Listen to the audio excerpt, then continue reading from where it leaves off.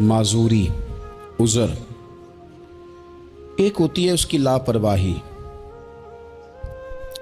इन दोनों चीज़ों में ज़मीन व आसमान का फ़र्क है। ये जो लापरवाही होती है ये किसी भी शख्स से मुंसलिक सारी चीज़ों को ही ख़राब कर देती है। आपने एक छोटा सा पौधा भी अगर लगाया है और आप लापरवाही का मुजाहरा करते हैं तो वो खुश्क हो जाएगा। ते जे माली जींदे हों तो फिर बूटे सुकदे नहीं। अगर आप उसकी परवाह करते हैं, उस पर तवज्जो देते हैं तो उसकी नशो व नुमा होगी, वो आगे बढ़ेगा, वो तरक्की करेगा, वो एक तनावुर दरख्त बन जाएगा। जिस चीज़ की भी आप परवाह नहीं करते, आप अपनी सेहत की ही अगर परवाह नहीं करते, आपने कभी नहीं देखा कि ये खाना जिस होटल से मैं खा रहा हूँ ये कोई मेयारी है या बिल्कुल गैर मेयारी है। आपने कभी परवाह नहीं की कि मुझे कोई अपनी खुराक का वक्त मुकर्रर करना चाहिए और मुरतब तरीके से मुझे ग़िज़ा लेनी चाहिए, तो आप बीमार हो जाएंगे। लापरवाही आप किसी चीज़ की भी करें, गफलत आप किसी चीज़ पर भी करें, बात को शख्स आपको समझा रहा होता है, आपको घर वाले कोई बात कह रहे होते हैं, लेकिन चूंकि आप गैर हाज़िर हैं, लापरवाही से सुन रहे हैं, गफलत से सुन रहे हैं, तो आपको पूछना पड़ता है क्या कहा था आपने। क्यों भला ये होता है कि आप गफलत में थे। ये जो गफलत है ना, गफलत ये बड़ी नुकसानदेह चीज़ है। ये इंसान से ताल्लुक़ रखने वाली हर चीज़ का बुरा हाल कर देती है। हम ना तो अब कमज़ोर हैं, ना अनपढ़ हैं, ना छोटे हैं, ना जदीद दौर के तकाज़ों से हम ना आशना हैं। किसी शख्स से भी आप गुफ्तगू करेंगे तो अल्लाह के फ़ज़ल से वो ढेर सारी चीज़ों का इदराक रखता है, समझ रखता है, शऊर रखता है। वो आपके साथ जब गुफ्तगू करता है तो महसूस होता है कि वो सारी चीज़ों को समझ रहा है, ख़तरात से भी आगाह है, खुशखबरियों से भी आगाह है, आने वाले वक्त में कौन सी चीज़ें नुकसान का बायस बन रही हैं और कौन से फूल खुशबू देने जा रहे हैं, वो सब चीज़ों को जानता है। लेकिन इसके बावजूद जो इतनी ज़्यादा कमज़ोरी उम्मत में आ गई है, इस कदर ज़्यादा टूट फूट का जो हम शिकार हैं, तो ज़्यादातर मसला हमारी लापरवाहियों का है। हम गफलतों का शिकार हैं। गफलत एक खौफनाक चीज़ का नाम है। यानी जो बंदा परवाह नहीं करता, तवज्जो नहीं देता, ख्याल नहीं करता अपनी जिम्मेदारियों का, वो शख्स फसाद का बाइस बनता है, वो नुकसान करता है, वो अजियत नाक हद तक चीज़ों को ले जाता है। आपको बहरहाल परवाह करनी पड़ती है। ये जिस दौर में मैं और आप हैं ना, ये लहव लाभ का दौर है, खेल तमाशे का। खेल तमाशा हमेशा इंसान को लापरवाह कर देता है। आप देख लें, कल तक खेल तमाशा किसी ग्राउंड में जाकर किसी आले के साथ खेला जाता था, वक्त निकाल के लोग जाते थे, कुछ देर के लिए उनका ज़हन तकसीम होता था, घर लौटते थे, अपनी ड्यूटी करते थे। अब खेल तमाशे हमारी जेबों में आ गए। छोटा आदमी, बड़ा आदमी, उससे बड़ा आदमी, वो सब उस खेल तमाशे में मुब्तला हैं और वो मजाक की कैफियत इतनी दूर चली गई है।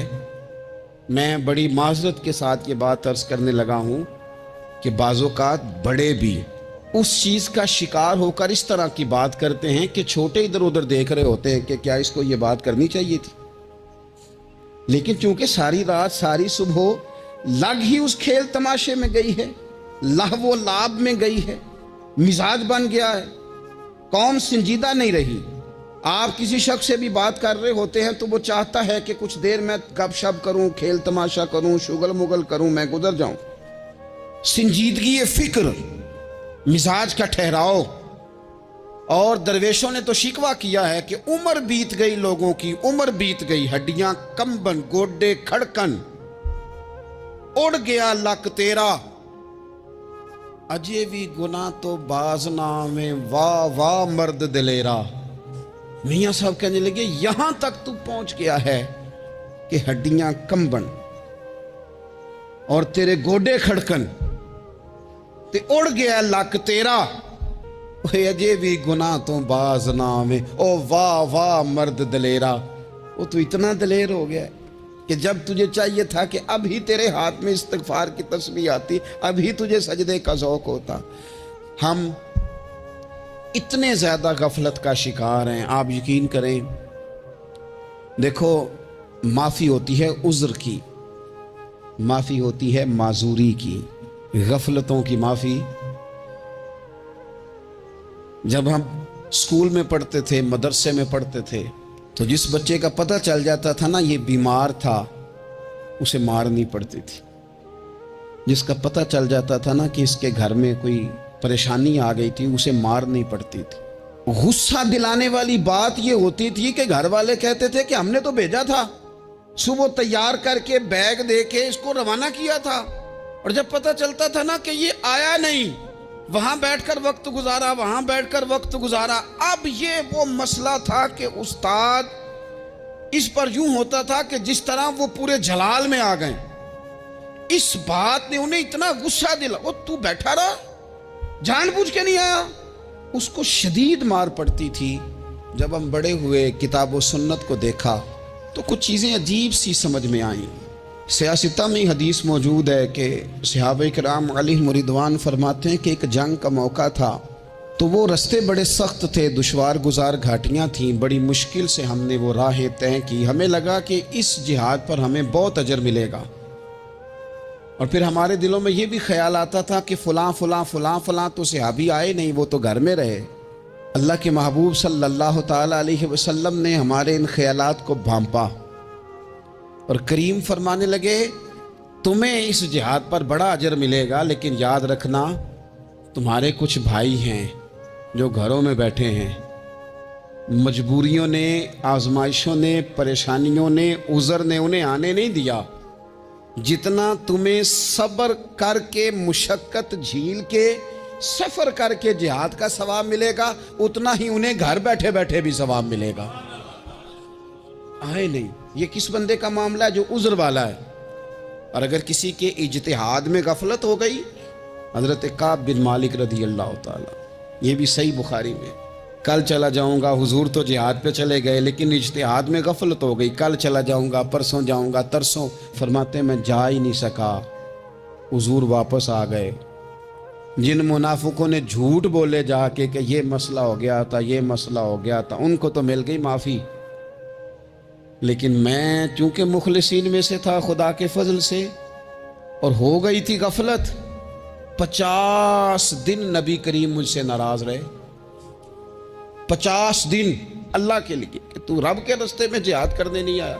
50 دن حضور ناراض رہے. فرماتے تھے مدینے کی گلیاں میری تھیں, سب میرے اپنے تھے, پر کریم جو ناراض تھے تو کوئی پھر سلام بھی نہیں لیتا تھا.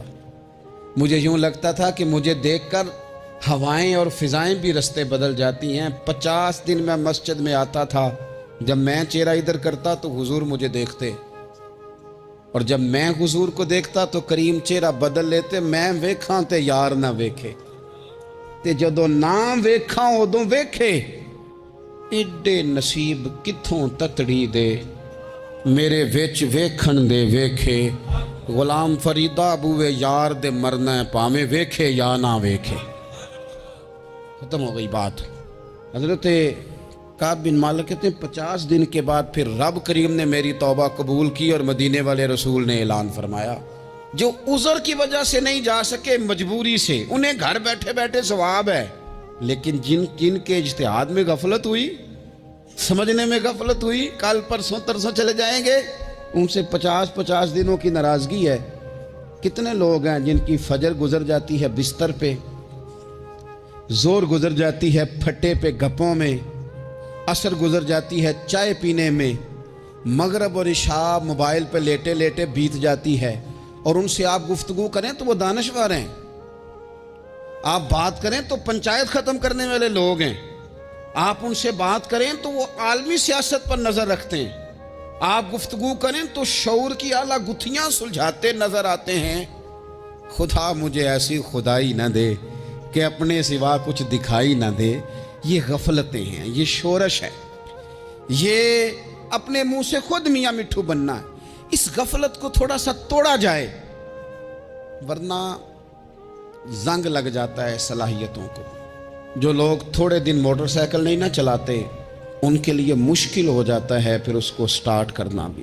ہمارے استاد کہا کرتے تھے جو لوگ پڑھاتے نہیں انہیں کتابیں بھولنے لگ جاتی ہیں. جو لوگ کوئی کام کرتے نہیں پھر وہ آہستہ آہستہ وہ زنگ آلود ہو جاتا ہے. وہ کہتے ہیں اب نہیں ہو سکتا تم سے، اب مشکل ہے.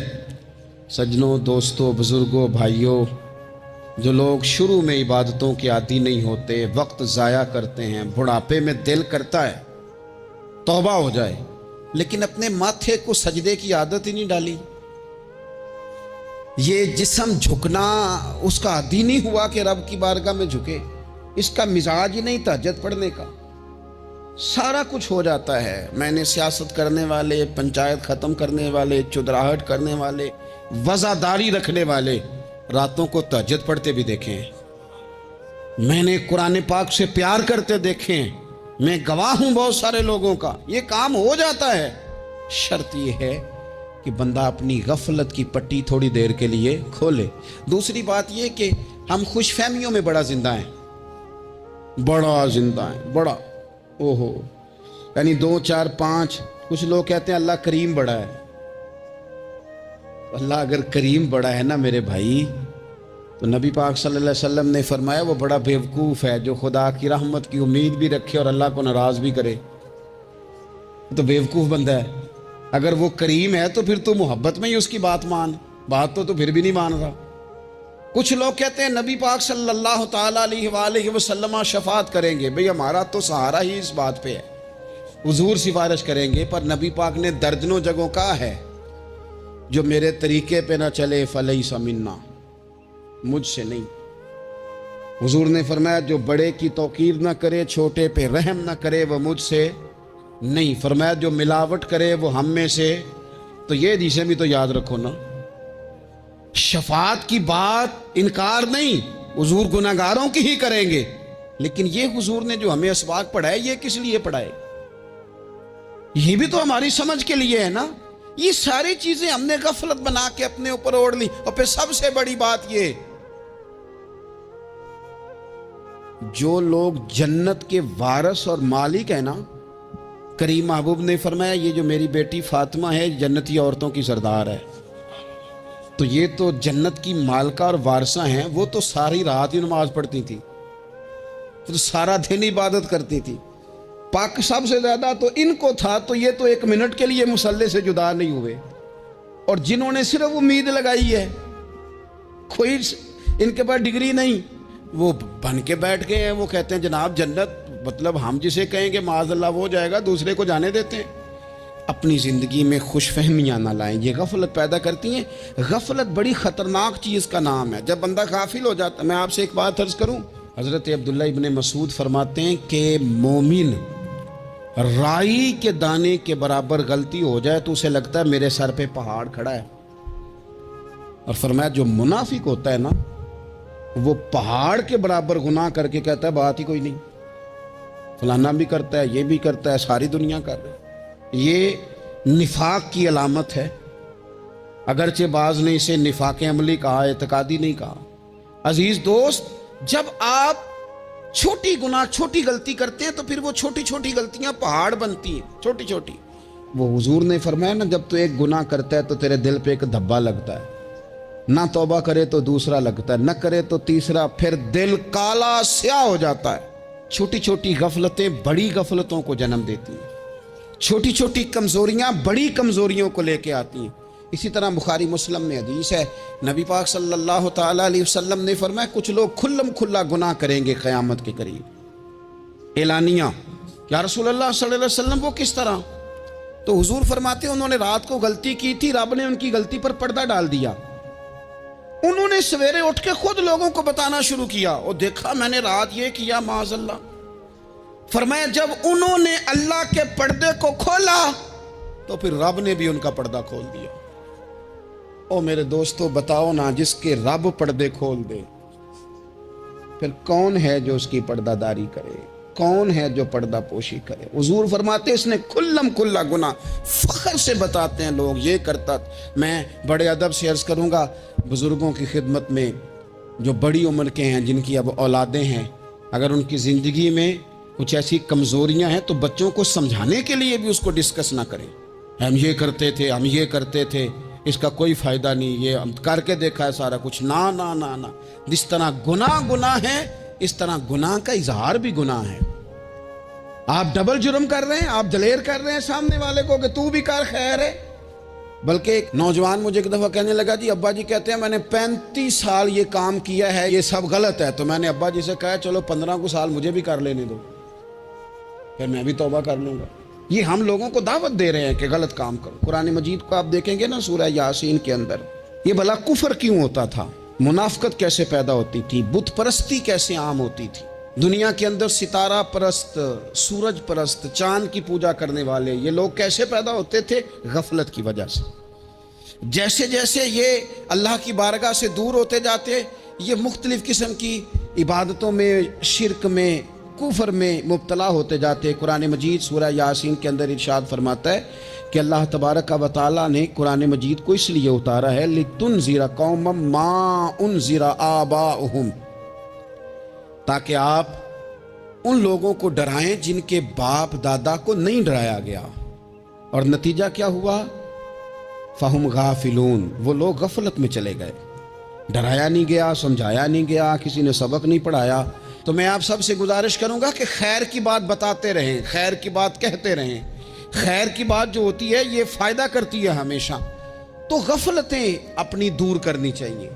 دوسرا یہ ہوتا ہے، ایک تو انسان جب وہ دور ہو جاتا ہے چھوٹے چھوٹے گناہ کر کے تو غفلت آتی ہے۔ دوسرا قرآن پاک نے ایک اور مقام پر اس کا ذکر فرمایا ہے، وہ اس طرح فرمایا ہے کہ جو انسان کی پیاری چیزیں ہیں نا بعض اوقات، جن سے وہ لگاؤ پیدا کر لیتا ہے، جن سے محبت اس کی بڑھ جاتی ہے، وہ چیزیں بھی غفلت پیدا کرتی ہیں۔ ان میں 2 چیزوں کا تو قرآن پاک نے نام لے کے ذکر کیا ہے۔ ویسے وہ ڈھیر ساری چیزیں ہیں، 1 2 3 نہیں۔ سیاست بھی بندے کو غافل کرتی ہے، دوستوں کی کثرت بھی بندے کو غافل کرتی ہے، کھیل تماشا بھی غافل کرتا ہے، پیسے زیادہ آنے لگ جائیں تو وہ بھی بندے کو غافل کرتے ہیں، تعریف کرنے والے زیادہ ہو جائیں تو وہ بھی غفلت میں مبتلا کر دیتے ہیں۔ بندہ کسی کرسی پہ بیٹھ جائے تو پھر بھی ادھر ادھر دیکھنے کو تیار نہیں ہوتا۔ یہ ساری چیزیں غافل کرتی ہیں، لیکن 2 چیزوں کا نام لیا قرآن پاک نے، فرمایا یا ایھا الذین آمنوا لا تلھکم اموالکم ولا اولادکم عن ذکر اللہ۔ فرمایا اے ایمان والو، کہیں ایسا نہ ہو کہ تمہاری اولاد اور تمہارا مال تمہیں اللہ کی یاد سے غافل کر دے۔